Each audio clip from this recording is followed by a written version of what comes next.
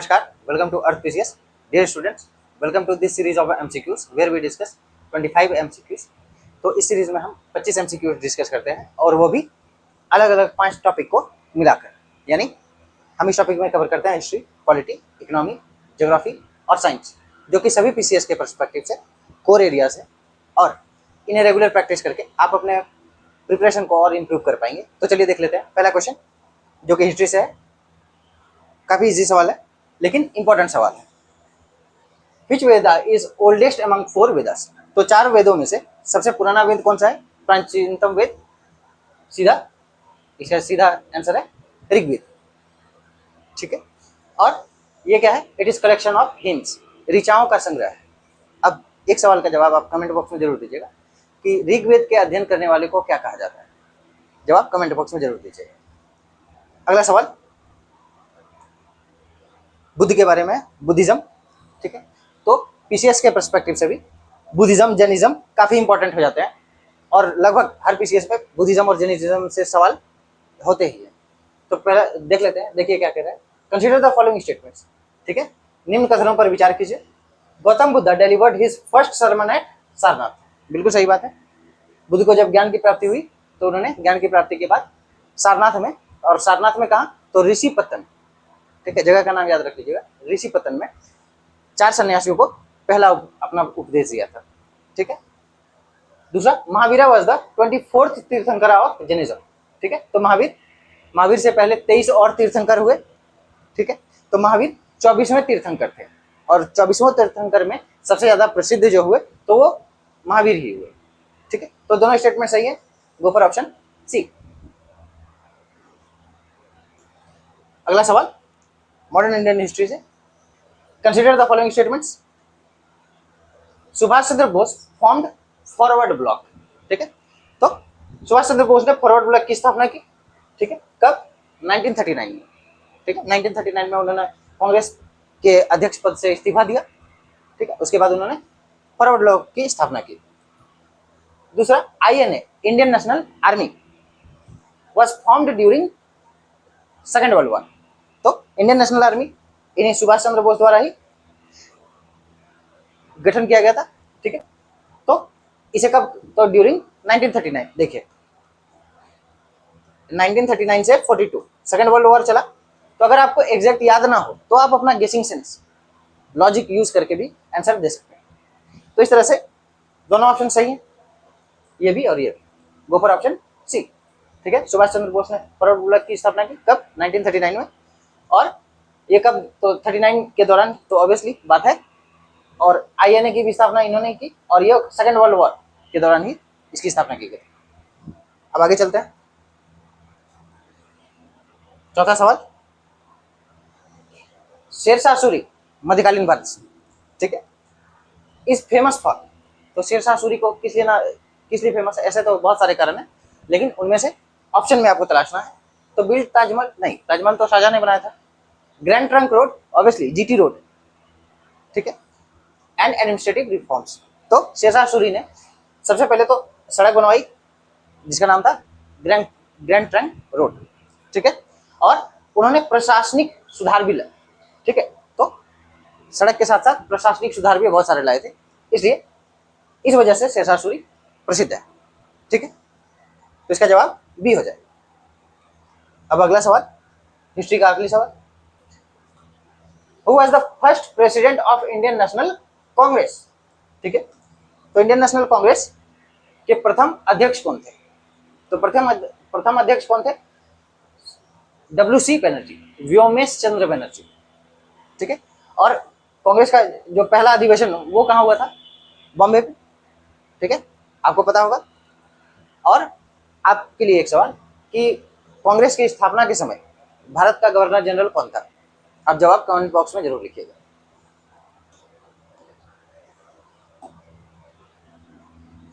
फिर से अब पॉलिटी के 5 सवाल, तो काफी इंपॉर्टेंट क्वेश्चन है और अगर आपने पिछले लेक्चर्स मेरे देखे हैं तो आप इजीली इस क्वेश्चन का आंसर दे सकते हैं।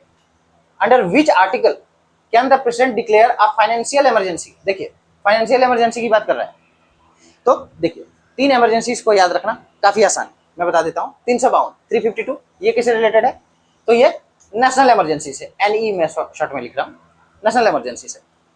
356 ये किसे, तो इसे स्टेट इमरजेंसी कहते हैं या प्रेसिडेंट्स रूल भी कहते हैं, ठीक। 360 ये किससे रिलेटेड है, it is related to financial emergency. और याद रखना क्यों आसान है, क्योंकि देखिए आप इन तीनों को जब देखेंगे तो तीनों में के बीच 4 का अंतर है, 352, 356, 360। 352 नेशनल इमरजेंसी, 356 स्टेट या स्टेट इमरजेंसी और प्रेसिडेंट रूल, राष्ट्रपति शासन, और 360 फाइनेंशियल इमरजेंसी, ठीक है। अब एक और बात आपको फाइनेंशियल इमरजेंसी के बारे में याद रखना है कि नेशनल इमरजेंसी तो आपको पता है 75 से 77 के बीच था, ठीक है। स्टेट इमरजेंसी यानी प्रेसिडेंट रूल हर स्टेट लगभग हम सुनते रहते हैं कि सरकार जब गिरती है या और किसी राजनीतिक कारण से प्रेसिडेंट रूल, राष्ट्रपति शासन राज्यों में लगता रहता है, ठीक है। लेकिन आपको ये बात याद रखनी है कि आज तक भारत में फाइनेंशियल इमरजेंसी नहीं लगी है, ये काफी इंपॉर्टेंट फैक्ट है। Means till date we don't have financial emergency, ठीक है। 1990 के दशक में, 90 के दशक में फाइनेंशियल इमरजेंसी जैसी स्थिति उत्पन्न हो गई थी, लेकिन LPG रिफॉर्म के आने से वो समस्या हल हो गई थी, ठीक है। उत्पन्न हुई थी लेकिन लगी नहीं थी, तो ये बात आपको याद रखनी है कि फाइनेंशियल इमरजेंसी इंडिया में आज तक लगी नहीं। अगला सवाल फिर से कॉन्स्टिट्यूशनल बॉडी से रिलेटेड है, ठीक है। और सभी PCS के पर्सपेक्टिव से आपको मैं बता दूं कि कॉन्स्टिट्यूशनल बॉडीज जितने हैं वो भी आपके फिंगर टिप पे होने चाहिए। कॉन्स्टिट्यूशनल बॉडी से भी सवाल होते हैं। मैंने यहाँ शॉर्ट में लिख दिया CAG, आप समझ गए होंगे, controller and auditor general of India. तो consider the following statements. CAG controller and auditor general of India, जिसे हिंदी में महालेखा नियंत्रक और महालेखा परीक्षक भी कहते हैं, ठीक। तो इज अपॉइंटेड बाय प्रेसिडेंट, ठीक है, ये सब स्टेटमेंट करेक्ट है। तो CAG को अपॉइंट कौन करते हैं, प्रेसिडेंट। अब CAG से रिलेटेड आर्टिकल क्या है, आर्टिकल 148, ठीक है, याद रखना है आपको। CAG can be removed only by the president on the advice of prime minister, no, ठीक है। CAG को प्रेसिडेंट प्राइम मिनिस्टर के रिकमेंडेशन पे नहीं हटा सकते, उन्हें हटाने के लिए ठीक वैसे ही इंपीचमेंट महाभियोग चलाना पड़ता है जैसे सुप्रीम कोर्ट के जज के लिए। यानी CAG और सुप्रीम कोर्ट के जज दोनों के हटाने की प्रक्रिया एक ही है, सेम ही है, ठीक है, मींस थ्रू इंपीचमेंट प्रोसीजर। तो दूसरा गलत हो गया, सो गो फॉर ऑप्शन ए, केवल एक कथन सही है। अगला फिर से काफी इंपॉर्टेंट सवाल, the minimum age to become a member of Rajya Sabha. अब राज्यसभा का सदस्य बनने के लिए न्यूनतम आयु कितनी है, 21 वर्ष? नहीं, क्यों? ये किसके लिए है, ये पंचायत और म्युनिसिपैलिटी के लिए, ठीक है, पंचायती राज और म्युनिसिपैलिटी, ठीक है। 25 वर्ष ये किसके लिए, लोकसभा के लिए। लोकसभा का सदस्य बनने के लिए न्यूनतम आयु कितनी होनी चाहिए, 25 वर्ष।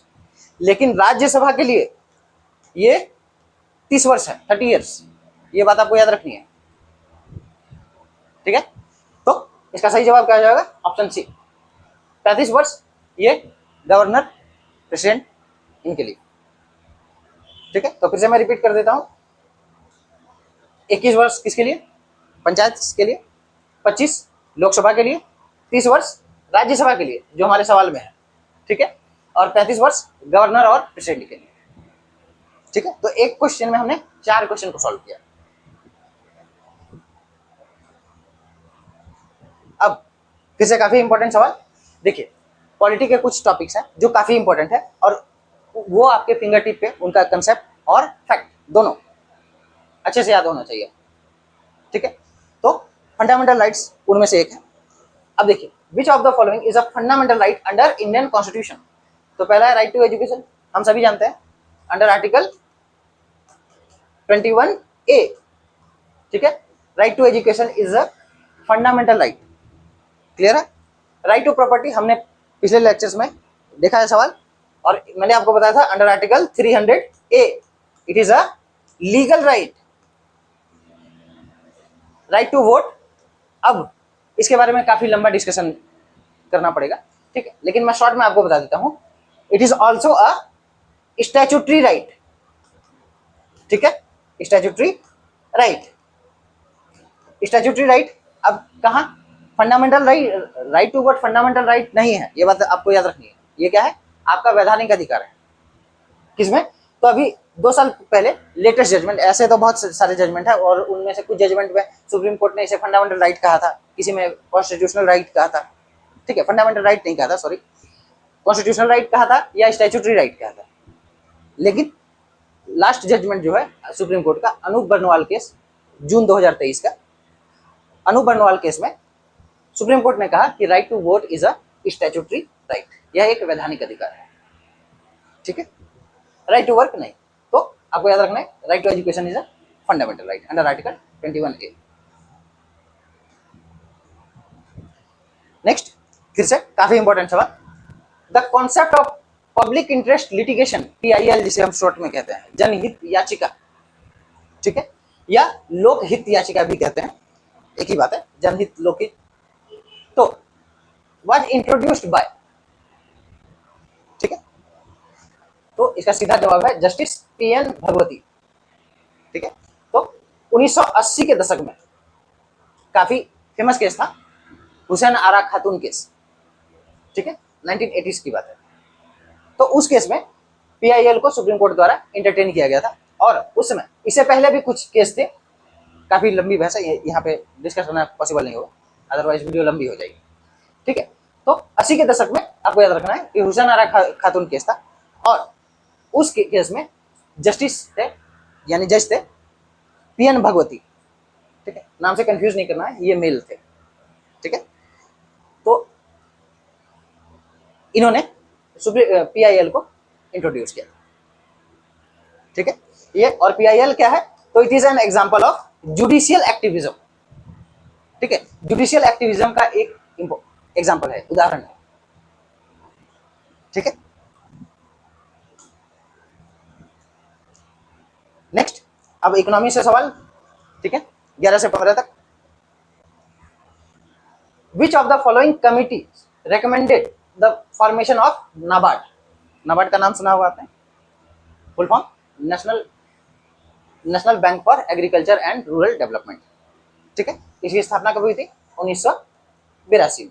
लेकिन ये सवाल क्या है कि किस समिति की सिफारिश पर, अनुशंसा पे नाबार्ड की स्थापना हुई, तो इसका सीधा जवाब है B Sivaraman committee, B Sivaraman समिति के अनुशंसा पे, ठीक है, सिफारिश पे नाबार्ड की स्थापना 1982 में हुई थी। और ये क्या है, तो it is the apex development bank for agriculture and rural development, तो नाम सही पता है, national bank for agriculture and rural development, कृषि और ग्रामीण विकास से संबंधित है, ठीक है। अगला सवाल, headline inflation differs from core inflation because it includes, अब पिछले लेक्चर में हमने कोर इन्फ्लेशन के बारे में डिस्कस किया था, ठीक है, कोर इन्फ्लेशन से रिलेटेड सवाल देखा था। तो कोर इन्फ्लेशन में हमने आपको बताया था कि इसमें वोलेटाइल चीजें जो होती है, जिनका मूल्य काफी उतार चढ़ाव होता रहता है, जैसे फूड और फ्यूल, तो कोर इन्फ्लेशन में उसको इंक्लूड नहीं किया जाता है।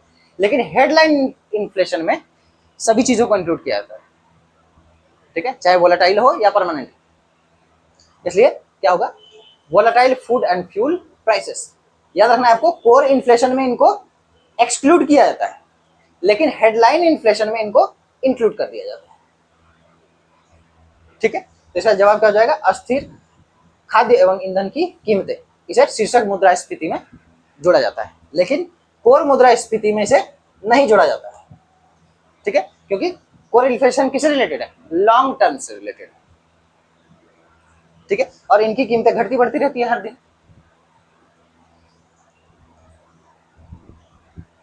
नेक्स्ट, काफी इंपॉर्टेंट है फिर से, FRBM act, fiscal responsibility and budget management act, was enacted to reduce fiscal deficit, ठीक है, बिल्कुल सही बात है, नाम सही पता है, fiscal responsibility and budget management. तो इन्फ्लेशन को काउंटर करने के लिए, ठीक है, फिस्कल डेफिसिट को काउंटर करने के लिए, फिस्कल डेफिसिट राजकोषीय घाटा को कम करने के लिए इस एक्ट को लाया गया था, सही बात है। It sets target for fiscal and revenue deficit, ठीक है, तो ये राजकोषीय और राजस्व घाटा दोनों दोनों के लिए टारगेट सेट करता है। बिल्कुल सही बात है, नाम सही पता है। तो इसका जवाब हो जाएगा आंसर ऑप्शन सी। अगला फिर से काफी इंपॉर्टेंट कंसेप्ट है बेस्ड क्वेश्चन है ये, फैक्ट बेस्ड नहीं, कंसेप्ट बेस्ड क्वेश्चन है ये, ठीक है। Which of the following is not a component of money supply M1।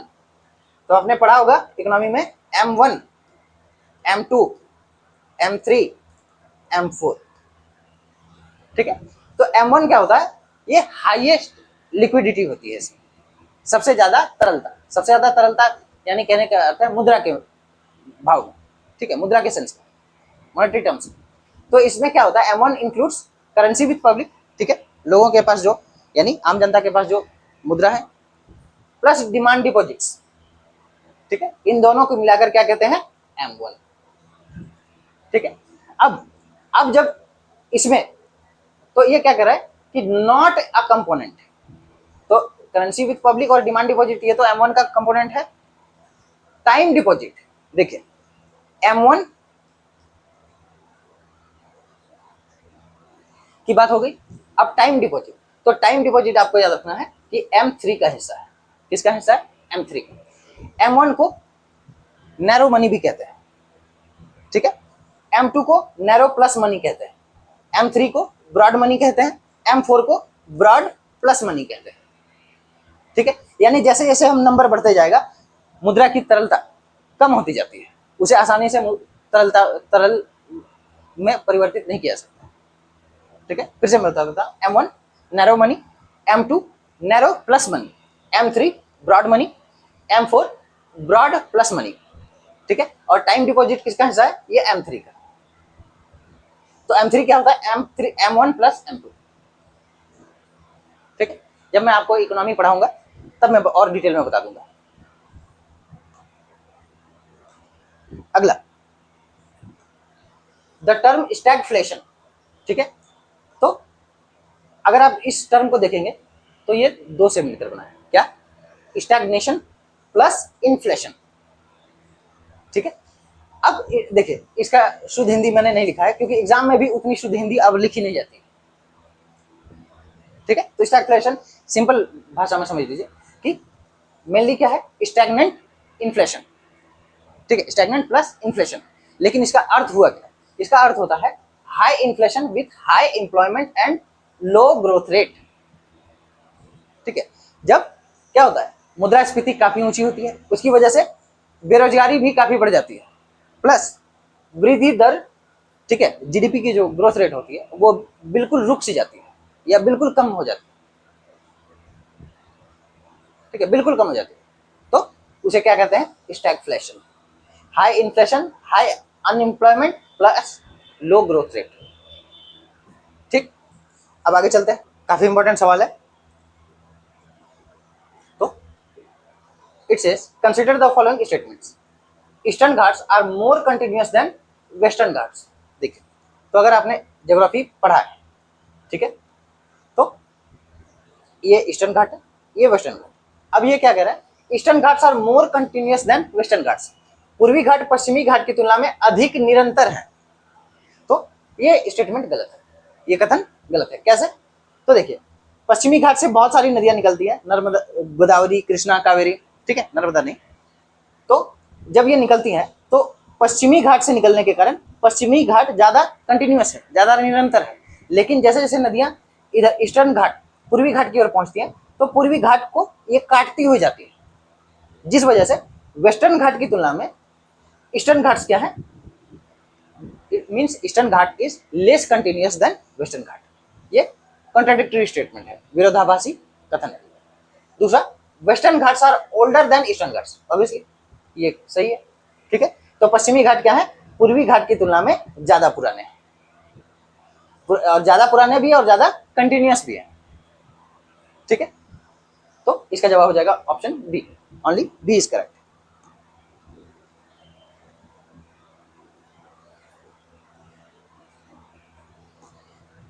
Explanation पे आपको ध्यान नहीं देना है। अब फिर से काफी इंपॉर्टेंट सवाल है, the Karewas are traced deposits found in, तो आपने ज्योग्राफी पढ़ा है, करेवा का नाम सुना होगा, ठीक है। तो ये कहाँ है, करेवा डिपॉजिट्स जिसे कहते हैं, ठीक है, करेवा टेरेस निक्षेप, तो ये कहाँ पाया जाता है, कश्मीर वैली में। और ये किसके लिए फेमस है, सैफरन, केसर की खेती के लिए, ठीक है, केसर की खेती के लिए। ये करेवा क्या है कि एक खास प्रकार की कंकड़ीली मिट्टी है जो झेलम नदी द्वारा बहाकर लाई जाती है, ठीक है। जैसे गंगा ब्रह्मपुत्र द्वारा जो मिट्टी बहाकर लाई जाती है उसे एलुवियल डिपॉजिट कहते हैं, तो ठीक वैसे ही झेलम नदी द्वारा जो कंकड़ीली मिट्टी बहाकर लाई जाती है तो उसे करेवा डिपॉजिट कहते हैं, करेवा टेरेस डिपॉजिट। और इसमें केसर की खेती बहुत अच्छी होती है, ठीक है, इसलिए भी ये फेमस है।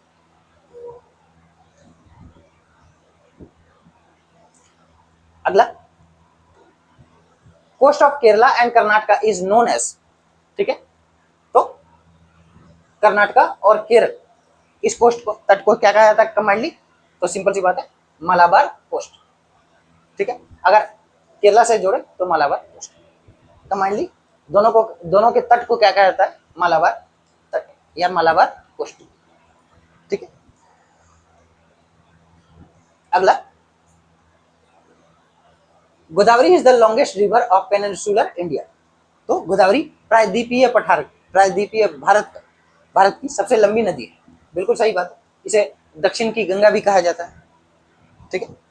It forms second largest delta in India after Sundarbans, ये भी statement correct, so both statements are correct, ठीक है। गोदावरी प्रायद्वीपीय भारत की सबसे लंबी नदी है और यह सुंदरबंस के बाद भारत का दूसरा सबसे बड़ा डेल्टा बनाती है, ठीक है, गो फॉर ऑप्शन सी। अब ज्योग्राफी का आखिरी सवाल, which of the following is the only Ramsar site in India that is a saline lake, या इसे सॉल्ट लेक भी कहते हैं, ठीक है। तो इनमें से कौन सा है, तो चारों लेक, लेकिन कौन सा, सॉल्ट लेक भी है और रामसर साइट भी है, ठीक है।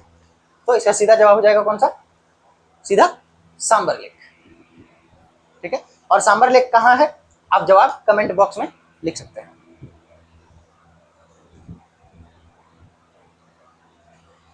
अब साइंस से 5 क्वेश्चंस देख लेते हैं, आखिरी 5 सवाल।